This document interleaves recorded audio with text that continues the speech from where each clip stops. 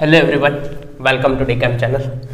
Today we will discuss about SAM 6 TYBSc no unit number 1B. Unit 1 ના 8 lecture 7 કે 8 lecture છે જે પ્લેલિસ્ટમાં exactly perfect રીતે આપેલા છે. હવે એનો પોર્શન બી જોવામાં આવે તો પોર્શન બી છે ઇલેક્ટ્રોનિક સ્પેક્ટ્રા, જેને ગુજરાતીમાં કહેવાશે ઇલેક્ટ્રોનિક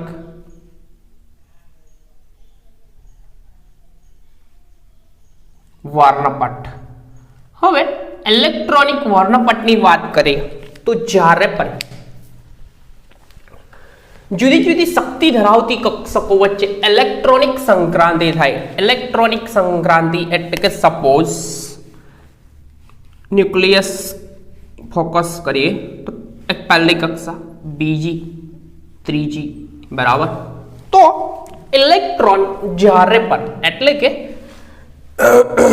જ્યારે પણ કોઈ પણ કક્ષા n બરાબર 1 લખો, અહીંયા n બરાબર 2, n બરાબર 3, તો 1 પ્રકારની કક્ષા, n બરાબર 4, ટોટલ 4 કક્ષા દોરેલી છે ભાઈ, બરાબર.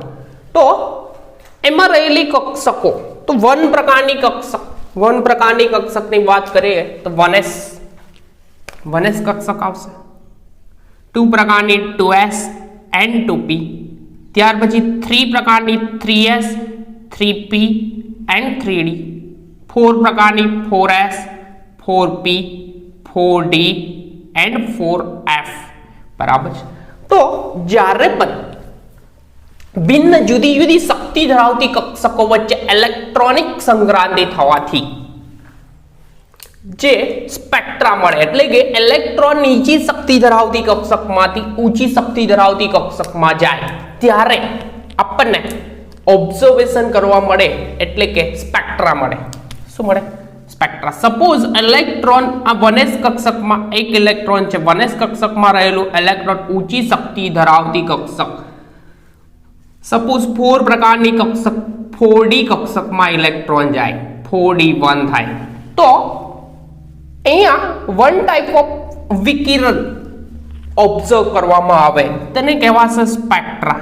શું કહેવાશે? સ્પેક્ટ્રા અથવા વર્ણપટ કહેવામાં આવે છે. શું કહેવામાં આવે છે? વર્ણપટ.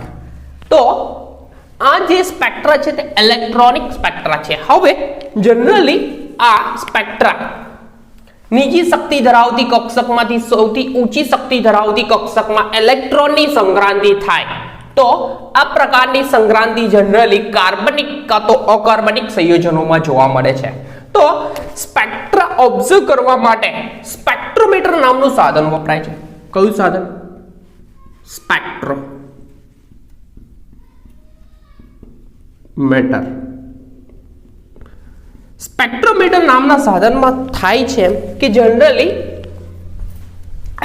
આ સંક્રાંતિ જ્યારે થાય તો એ વખતે સપોઝ આપણા જોડે કોઈ કમ્પાઉન્ડ હોય, કાં તો ઓર્ગેનિક કમ્પાઉન્ડ હોય, ઓર્ગેનિક કમ્પાઉન્ડ, કાં તો ઇનઓર્ગેનિક કમ્પાઉન્ડ છે, બરાબર. તો ઓર્ગેનિક કમ્પાઉન્ડ કાં તો ઇનઓર્ગેનિક કમ્પાઉન્ડ પર જ્યારે પણ બુકમાં વર્ડિંગ યુઝ કર્યું છે સૂર્યપ્રકાશ. સૂર્યપ્રકાશ એટલે કે સનલાઇટ જે છે તે વેવ જે છે તે ઇલેક્ટ્રોમેગ્નેટિક વેવ છે. કયું છે? ઇલેક્ટ્રોમેગ્નેટિક. તો જ્યારે પણ કોઈ પણ કમ્પાઉન્ડ પર સપોઝ આ સ્પેક્ટ્રોમીટર નામના સાધન છે એમાં સપોઝ આ કમ્પાઉન્ડ રાખેલો છે, ઓર્ગેનિક કમ્પાઉન્ડ કાં તો ઇનઓર્ગેનિક કમ્પાઉન્ડ, તો આ ઇનઓર્ગેનિક કે ઓર્ગેનિક કમ્પાઉન્ડ પર જ્યારે પણ ઇલેક્ટ્રોમેગ્નેટિક વેવ એટલે કહેવાશે વિદ્યુત ચુંબકીય વિકિરણ શું આપાત કરવામાં આવે? આ વહી પર જ્યારે પણ ઇલેક્ટ્રોમેગ્નેટિક વેવ આપાત કરવામાં આવે. શું આપાત કરવામાં આવે? ઇલેક્ટ્રોમેગ્નેટિક વેવ, જેને ગુજરાતીમાં કહેવાશે વિદ્યુત ચુંબકીય વિકિરણ. શું આપાત કરવામાં આવે? વિદ્યુત ચુંબકીય વિકિરણ ભાઈ પર આપાત કરવામાં આવે તો ટોટલ 5 વસ્તુ થશે. કાં તો એ ભાઈ શું કરશે? તેની વસ્તુ કે આ ઇલેક્ટ્રોમેગ્નેટિક વેવ જ્યારે પણ આપણે આપાત કરીએ તો આ ભાઈ ઇલેક્ટ્રોમેગ્નેટિક વેવ જે છે તે શું આપાત કરવામાં? વિદ્યુત ચુંબકીય વિકિરણ, વિદ્યુત ચુંબકીય વિકિરણ. હવે આ ઇલેક્ટ્રોમેગ્નેટિક વેવ જે છે તે 2 ડાયમેન્શનલમાં ગતિ કરે, જે પહેલા આપણે એકવાર શીખી ગયેલા. એક એની વિદ્યુતીય વેવ હોય તો જનરલી શૃંગ અને ગર્તમાં ગતિ કરતું હોય. શેમાં? શૃંગ અને ગર્તમાં. તો આ વેવ જે સપોઝ આ રીતે ગતિ કરતું હોય તો એ 2 પ્રકારનો સ્વભાવ ધરાવે. એક વિદ્યુતીય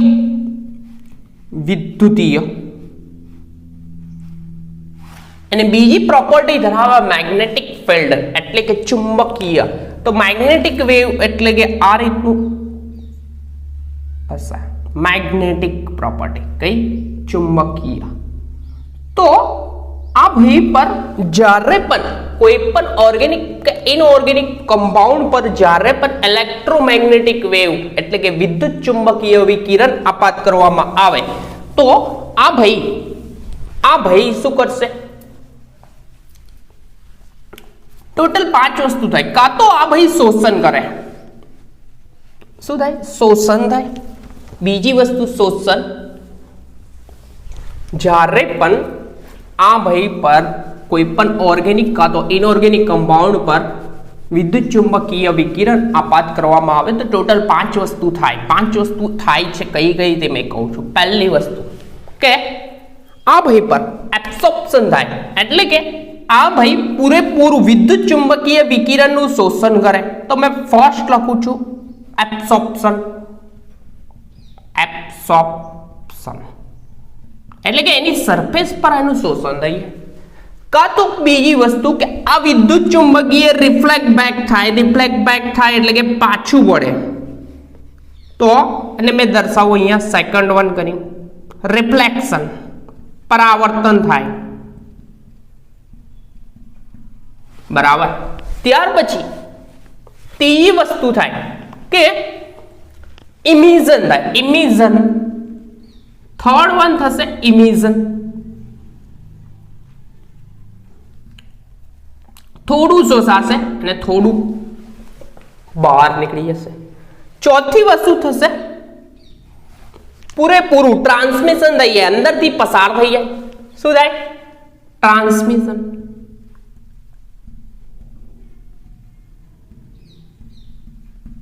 અને લાસ્ટ વન છે કે જ્યારે વિદ્યુત ચુંબકીય વિકિરણ આ કમ્પાઉન્ડ પર અથડાય, બરાબર, એટેક કરે તો તે વખતે આનું સ્કેટરિંગ થાય. સ્કેટરિંગ એટલે કે વાંકાવળું. શું થશે? સ્કેટરિંગ. તો ટોટલ 5 વસ્તુ થાય.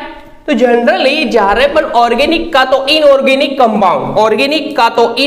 કમ્પાઉન્ડ પર વિદ્યુત ચુંબકીય વિકિરણ આપાત થાય તો આટલી વસ્તુ થાય. પરંતુ ઇમ્પોર્ટન્ટ એ છે કે આની એનર્જી ઇમ્પોર્ટન્ટ છે. તો જનરલી જ્યારે પણ ઇલેક્ટ્રોનિક સ્પેક્ટ્રા મળે એટલે કે આ સ્પેક્ટ્રોમીટર નામના સાધનમાં જ્યારે પણ ઇલેક્ટ્રોનિક સ્પેક્ટ્રા મળે તે વખતે આપાત થતા વિદ્યુત ચુંબકીય વિકિરણની એનર્જી કેલ્ક્યુલેટ કરવી જરૂરી છે કે કેટલી એનર્જીનું છે. તો જનરલી આપણે જે પોર્શન જોવાનો છે તેમાં આ લોકોની energy 1.5 10 to minus 5 to 6 into 10 to minus 5 joule પ્રતિ મોલ જેટલી એનર્જી ધરાવે છે. એટલે કે આ લોકો એબ્સોર્પ્શન એટલે કે જ્યારે વિદ્યુત ચુંબકીય વિકિરણ આપાત કરવામાં આવે ઓર્ગેનિક કાં તો ઇનઓર્ગેનિક કમ્પાઉન્ડ પર તો આ યુવી કાં તો યુવી અને વિઝિબલ રિજિયનનું શોષણ કરે. અને જ્યારે પણ યુવી અને વિઝિબલનું શોષણ કરે એટલે કે યુવી અને વિઝિબલની એનર્જી એટલી છે કે આઉટર સેલમાં રહેલા ઇલેક્ટ્રોનને જ અફેક્ટ કરી શકે અને આઉટર સેલમાં રહેલા ઇલેક્ટ્રોનને અફેક્ટ કરે એટલે કે એબ્સોર્પ્શન થાય. આ વિદ્યુત ચુંબકીય વિકિરણ ઇલેક્ટ્રોમેગ્નેટિક વેવ જે છે તેનું શોષણ થશે. શોષણ થાય તો ઇલેક્ટ્રોન એનર્જી ગેઇન કરે અને નીચી શક્તિ ધરાવતી કક્ષકમાંથી ઊંચી શક્તિ ધરાવતી કક્ષકમાં જાય. નીચી શક્તિ ધરાવતી કક્ષકમાંથી ઊંચી શક્તિ ધરાવતી કક્ષકમાં જાય એટલે કે ઇલેક્ટ્રોનનું શું થયું? ટ્રાન્ઝિશન થયું. અને આ ઇલેક્ટ્રોનનું ટ્રાન્ઝિશન થાય તો વન ટાઈપ ઓફ વેવ એટલે કે વિકિરણ મળે તેને શું કહેવાય છે? ઇલેક્ટ્રોનના ટ્રાન્ઝિશનથી જે સ્પેક્ટ્રા મળે તેને ઇલેક્ટ્રોનિક સ્પેક્ટ્રા કહેવામાં આવે છે. એટલે કે ઇલેક્ટ્રોન જે છે નીચી શક્તિ ધરાવતી કક્ષકમાંથી ઊંચી શક્તિ ધરાવતી કક્ષકમાં જશે તો જે મળશે તેને શું કહેવાશે? ઇલેક્ટ્રોનિક સ્પેક્ટ્રા. તો આપણે આ કેસમાં યુવી એન્ડ વિઝિબલ આ બહેનું શોષણ થાય તો તે વખતે થશે એબ્સોર્પ્શનની ઘટના. એટલે કે શોષણ થશે. શોષણ આ એકલી જ ઘટના થશે. તો શોષણ થશે તો થશે શું? એનર્જી 1.5 થી 6 into 10⁻⁵ આટલી એનર્જીનું શોષણ કરે એટલે કે યુવી વિઝિબલ રિજિયનનું શોષણ કરે છે. કયા? યુવી એન્ડ વિઝિબલ રિજિયનનું. તો આ વખતે થશે એબ્સોર્પ્શન. તો ઇલેક્ટ્રોમેગ્નેટિક વેવ છે તેના ખાલી એબ્સોર્પ્શન થશે. તો એબ્સોર્પ્શનમાં मैं जुदा रीजन लखू छू इलेक्ट्रोमैग्नेटिक वेव ना तो एक्जेक्टली खबर पड़े आ रब करू छू. टोटल 5 वस्तु थाय एब्सॉर्प्शन, रिफ्लेक्शन એટલે કે પાછું પડે, એમિશન બરાબર, ટ્રાન્સમિશન પૂરેપૂરું પસાર થાય, સ્કેટરિંગ એટલે કે વાંકા વળશે. તો આ 5 ઘટના પૈકી એબ્સોર્પ્શન ઇલેક્ટ્રોમેગ્નેટિક વેવ જે છે તેનું એબ્સોર્પ્શન થશે. તો મેં જુદા ઇલેક્ટ્રોમેગ્નેટિક વેવ નો આખો રિજિયન લખું છું. તો આખો રિજિયન લખીશ એના પરથી ખબર પડી જશે કે તમને કે ઇલેક્ટ્રોનિક સ્પેક્ટ્રા કેવી રીતે મળશે. બરાબર છે? વેટ રબ કરી દો. તો ઇલેક્ટ્રોમેગ્નેટિક વેવ નો જે રિજિયન છે તે જોઈએ તો ગામા રેઝ થી શરૂ કરી ગામા રેઝ થી માઇક્રોવેવ સુધીનો છે. તો કઈ રીતનો છે તે જોઈએ.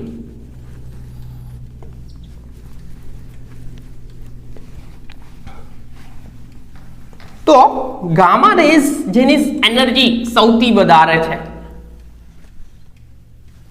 ક્યાંથી શરૂ કરી? ગામા રેઝ થી શરૂ કરી અને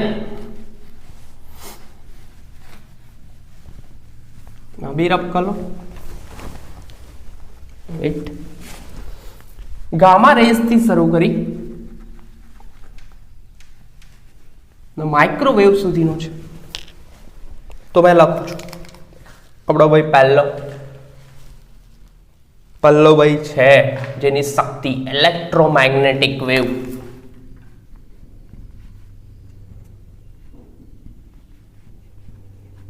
મેગ્નેટિક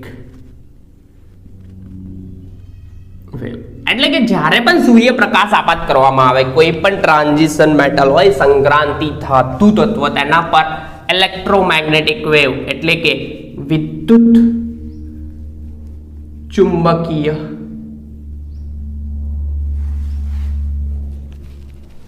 વિકિરણ, વિદ્યુત ચુંબકીય વિકિરણ ભાઈ પર આપાત થાય તો તે વખતે થશે શું તે જો. એકદમ સિમ્પલ છે. તેનો રીઝન ઇમ્પોર્ટન્ટ છે. રીઝન ઇમ્પોર્ટન્ટ એટલે કે ક્યાં સુધી અફેક્ટ કરે કોઈ પણ કમ્પાઉન્ડ પર જ્યારે પણ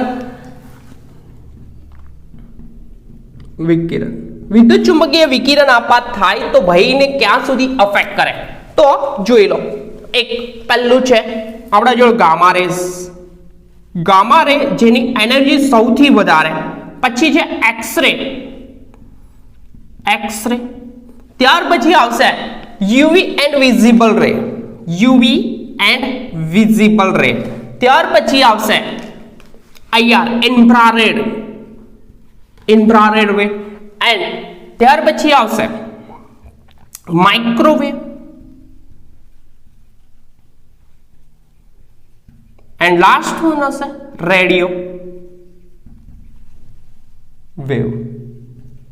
તો રેડિયો વેવ સુધીની તરંગ લંબાઈ એટલે કે વિદ્યુત ચુંબકીય વિકિરણ છે જેનો રીજિયન આટલો છે ગામા રેઝ થી શરૂ કરીને રેડિયો વેવ સુધીનો.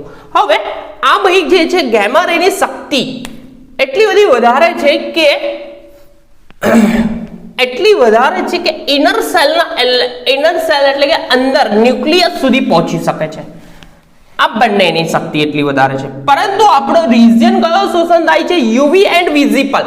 તો યુવી એન્ડ વિઝિબલ ની એનર્જી એટલી છે કે આઉટર સેલ એટલે કે બહારની કક્ષકના ઇલેક્ટ્રોનને અફેક્ટ કરે. શું કરે? ઇલેક્ટ્રોનને અફેક્ટ કરે. તો આપણે તો યુવી એન્ડ વિઝિબલ નું શોષણ કરે છે. તો યુવી એન્ડ વિઝિબલ નું શોષણ કરે તો બે શક્તિ હોય ઇલેક્ટ્રોન ને E1 શક્તિ ધરાવતી કક્ષકમાંથી E2 શક્તિ ધરાવતી કક્ષકમાં જે E1 માંથી ઇલેક્ટ્રોન ટ્રાન્ઝિશન થઈ અને E2 માં જાય તો તે વખતે આપણને જે વેવ મળે તે કયા મળે?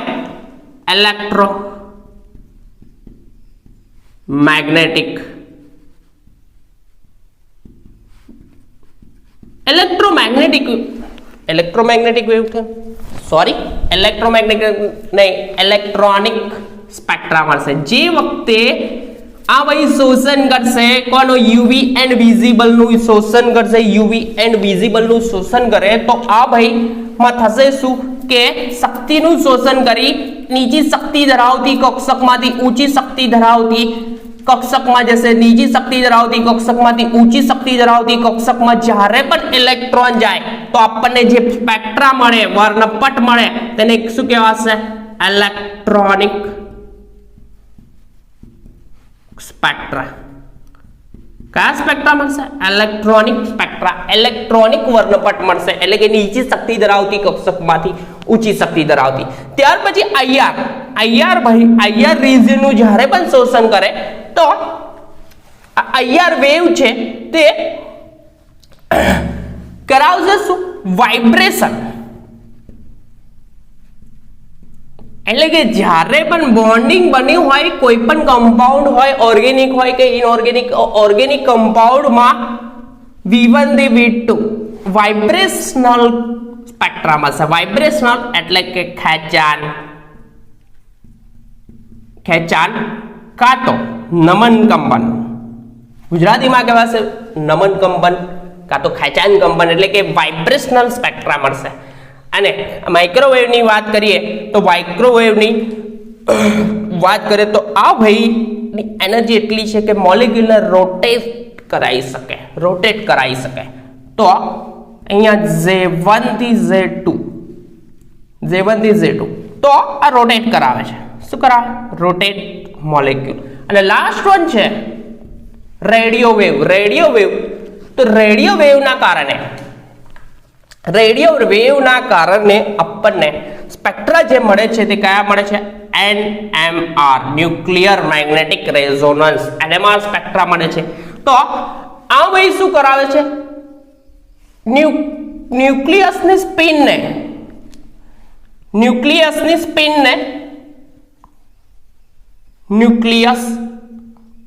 સ્પિનને ફ્લિપ કરાવે છે. શું કરાવે છે?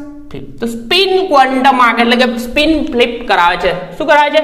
ન્યુક્લિયસની સ્પિનને ફ્લિપ કરાવે છે. પરંતુ આપણે ફોકસ હમણાં આટલું જ કરવાનું છે કે જ્યારે પણ યુવી એન્ડ વિઝિબલ રીજિયન નું શોષણ થાય. કયો? UV and visible. તો ભાઈ આઉટર સેલના ઇલેક્ટ્રોનને જ ખાલી અફેક્ટ કરશે. કોને? આઉટર સેલના ઇલેક્ટ્રોનને અફેક્ટ કરે એટલે કે ઇલેક્ટ્રોન નીચી શક્તિ ધરાવતી કક્ષકમાંથી ઊંચી શક્તિ ધરાવતી કક્ષકમાં શું થશે? સંક્રાંતિ થશે. સંક્રાંતિ થાય તો આપણને જે સ્પેક્ટ્રા મળે તેને શું કહેવાય? ઇલેક્ટ્રોનિક સ્પેક્ટ્રા. કયા સ્પેક્ટ્રા? ઇલેક્ટ્રોનિક સ્પેક્ટ્રા, જેને ગુજરાતીમાં કહેવાશે ઇલેક્ટ્રોનિક વર્ણપટ મળે છે. એટલે કે આપણો ભાઈ સૂર્યપ્રકાશ જ્યારે આપાત કરવામાં આવે ટ્રાન્ઝિશન મેટલ પર કાં તો ઓર્ગેનિક કમ્પાઉન્ડ કાં તો ઇનઓર્ગેનિક કમ્પાઉન્ડ, તેના પર જ્યારે પણ યુવી એન્ડ વિઝિબલ નો રીજિયન જ્યારે આપાત થાય તો આઉટર સેલના ઇલેક્ટ્રોનને અફેક્ટ કરે એટલે કે ઇલેક્ટ્રોન નીચી શક્તિ ધરાવતી કક્ષકમાંથી ઊંચી શક્તિ ધરાવતી કક્ષકમાં જાય તે વખતે આપણને એક વર્ણપટ મળશે. શું મળશે? વર્ણપટ મળે અને આ વર્ણપટને ઇલેક્ટ્રોનિક વર્ણપટ કહેવામાં આવે છે અથવા ઇલેક્ટ્રોનિક સ્પેક્ટ્રા કહેવામાં આવે છે. તો એક ઉદાહરણ જોઈએ. એક સંક્રાંતિ મેટલ, સંક્રાંતિ ધાતુ પર જ્યારે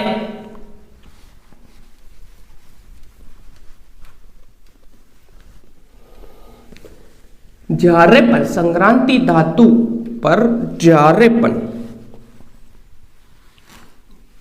નું મંદ દ્રાવણ, સંક્રાંતિ મેટલનું મંદ દ્રાવણ બનાવેલું હોય. જનરલી સંક્રાંતિ ધાતુ કલરફુલ હોય છે, બરાબર. એનું કારણ એમાં રહેલી ડીડી સંક્રાંતિ, નીચી શક્તિ ધરાવતી ડી કક્ષકમાં રહેલો ઇલેક્ટ્રોન ઊંચી શક્તિ ધરાવતી ડી કક્ષકમાં જાય તો તે વખતે આ વહી શું આપશે? કલરફુલ બનશે. કલરફુલ એટલે કે કલર આપશે, બરાબર. તો એનું કારણ છે ઇલેક્ટ્રોનિક સ્પેક્ટ્રા. તો જોઈએ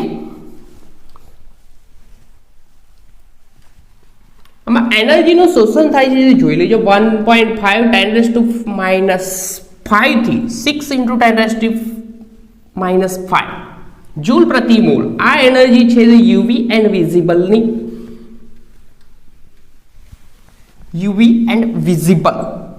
વિઝિબલની સ્પેક્ટ્રાની છે, બરાબર.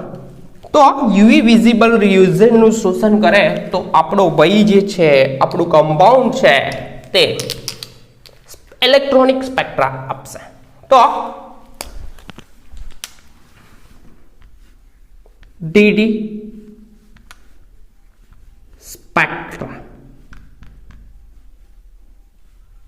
અથવા વર્ણપટ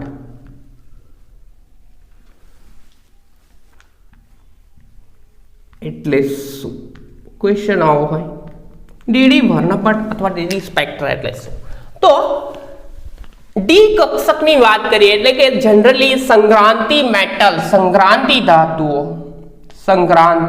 ધાતુઓ scandium, titanium, vanadium, chromium, manganese, iron, cobalt, nickel, copper, zinc, Sankranti અથવા આંતર સંક્રાંતિ શ્રેણી, કોઈ બી શ્રેણી લઈ લો સંક્રાંતિ ધાતુમાં.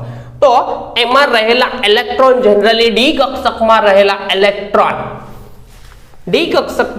રહેલા ઇલેક્ટ્રોન જે છે એમાં ટ્રાન્ઝિશન જોવા મળશે. તો કઈ રીતના ટ્રાન્ઝિશન થાય તે? તો ડી કક્ષકની વાત કરીએ તો ધાતુ આયન, ડી કક્ષકનો ધાતુ આયન મુક્ત અવસ્થામાં, મુક્ત સ્થિતિમાં હોય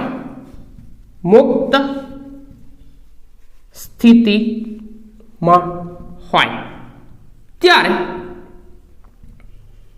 આ બહેની શક્તિ એટલે કે સમાન શક્તિ ધરાવતી 5 ડી કક્ષકો હોય. કઈ D XY, D YZ, D ZX, D X² - Y² and D Z². તો મુક્ત સ્થિતિમાં હોય ત્યારે સમાન શક્તિ ધરાવતી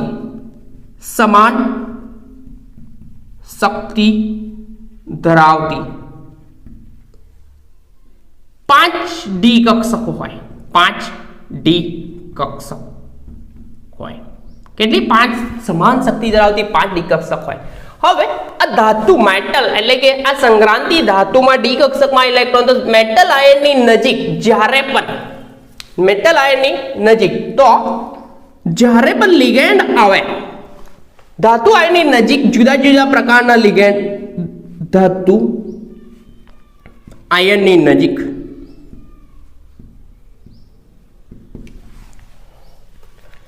જુદા જુદા પ્રકારના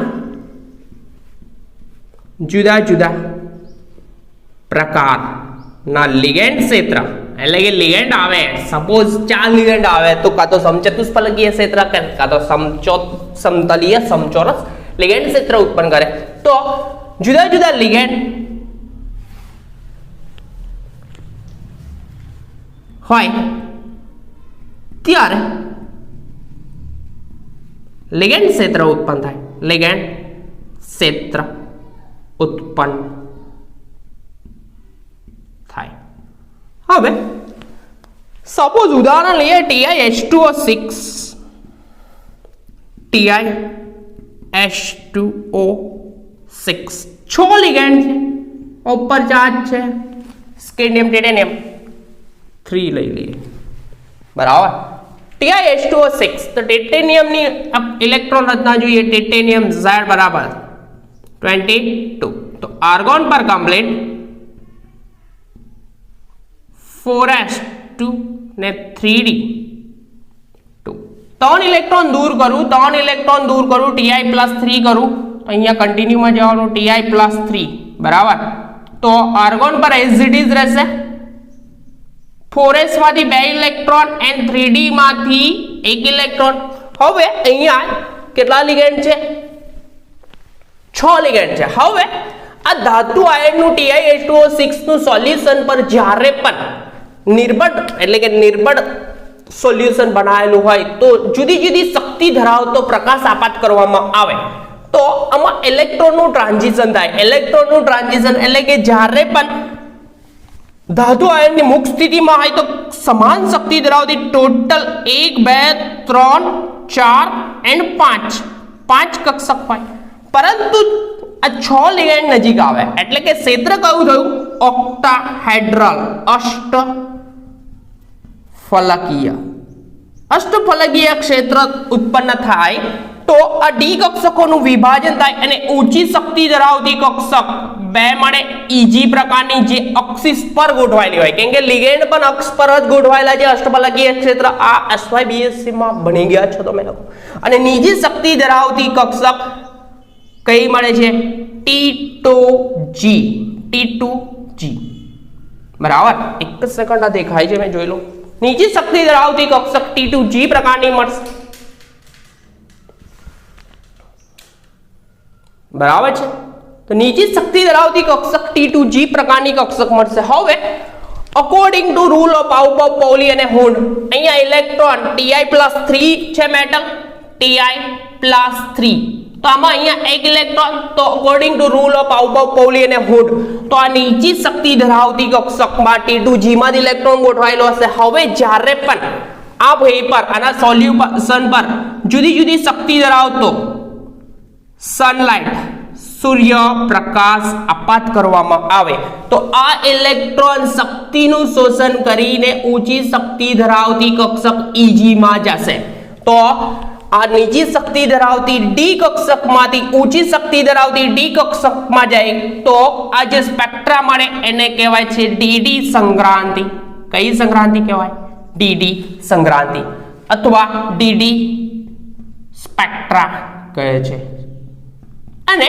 આ સંક્રાંતિના કારણે આ કમ્પાઉન્ડ છે આ કોમ્પ્લેક્સ છે તે રંગ જુદા જુદા કલર આપશે એટલે કે જનરલી કોઈ પણ કમ્પાઉન્ડ હોય કોમ્પ્લેક્સ હોય જે કલર આપે એનું રીઝન એ જ છે કે એમાં રહેલા ઇલેક્ટ્રોનની ડીડી સંક્રાંતિ અથવા ડીડી સ્પેક્ટ્રા તો આ ડીડી સ્પેક્ટ્રાના કારણે આ ડીડી સંક્રાંતિના કારણે નીચી શક્તિ ધરાવતી ડી કક્ષકમાંથી ઇલેક્ટ્રોન ઊંચી શક્તિ ધરાવતી ડી કક્ષકમાં જાય તો આ ડીડી સ્પેક્ટ્રાના કારણે કમ્પાઉન્ડ કેવું બને છે કલરફુલ એટલે કે કોઈ પણ સંક્રાંતિ ધાતુ જે છે તે કલર આપે છે એનું કારણ એક જ છે કે એમાં રહેલા ઇલેક્ટ્રોન નીચી શક્તિ ધરાવતી ડી કક્ષકમાંથી ઊંચી શક્તિ ધરાવતી ડી કક્ષકમાં જાય તો તેને શું કહેવામાં આવે છે ઇલેક્ટ્રોનિક સ્પેક્ટ્રા તો કહેવામાં આવે છે ઇલેક્ટ્રોનનું ટ્રાન્ઝિશન થયું નીચી શક્તિ ધરાવતી ડી કક્ષકમાંથી ઊંચી શક્તિ ધરાવતી કક્ષકમાં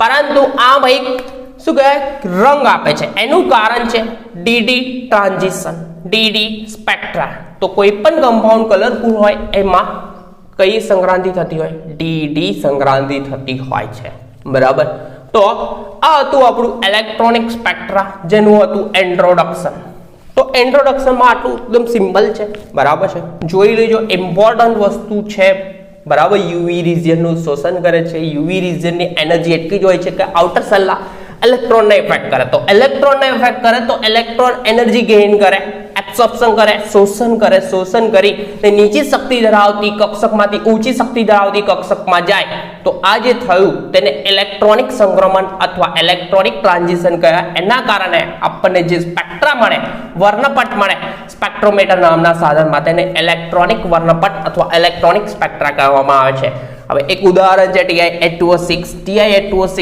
જનરલી ડી કક્ષકમાં એક ઇલેક્ટ્રોન રહેલો હોય છે, જ્યારે અને સોલ્યુશન પર જુદી જુદી શક્તિ ધરાવતો પ્રકાશ સનલાઇટ આપાત કરવામાં આવે, સનલાઇટ આપાત કરીએ તો ઇલેક્ટ્રોન નીચી શક્તિ ધરાવતી ડી કક્ષકમાંથી ઊંચી શક્તિ ધરાવતી ડી કક્ષકમાં જાય તો પરિણામે એક વન ટાઈપ ઓફ વર્ણપટ મળે એટલે કે સ્પેક્ટ્રા મળે.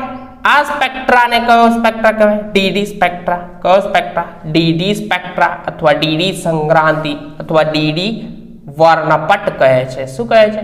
ડીડી વર્ણપટ કહે છે. તો આ ડીડી વર્ણપટના કારણે કલરફુલ કોમ્પ્લેક્સ જોવા મળે છે. હવે આના પછીના નેક્સ્ટ લેક્ચરમાં આપણે સિલેક્શન રૂલ જોઈશું.